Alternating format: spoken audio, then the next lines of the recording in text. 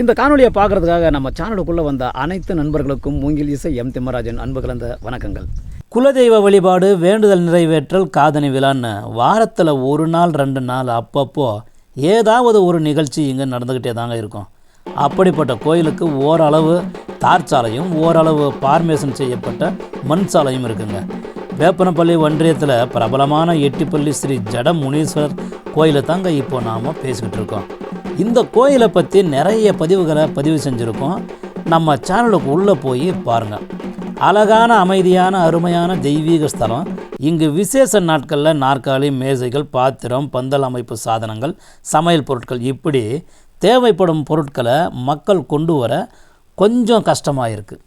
மண்வழி சாலை இருக்குது, அது மழைக்காலங்களில் கொஞ்சம் சிரமமாக இருக்கும் போல். இந்த மண் சாலையை தரம் உயர்த்தி தார் சாலையாக மேம்படுத்தினா பக்தர்களுக்கும் மக்களுக்கும் போக்குவரத்து வசதி சிறப்பாக இருக்கும். சம்பந்தப்பட்ட ஊராட்சி மன்றமும் சம்பந்தப்பட்ட ஊரக வளர்ச்சி வட்டாரத்துறையும் இந்த கோயில் பக்கம் கொஞ்சம் கவனம் செலுத்தினா ரொம்ப சிறப்பாக இருக்கும்.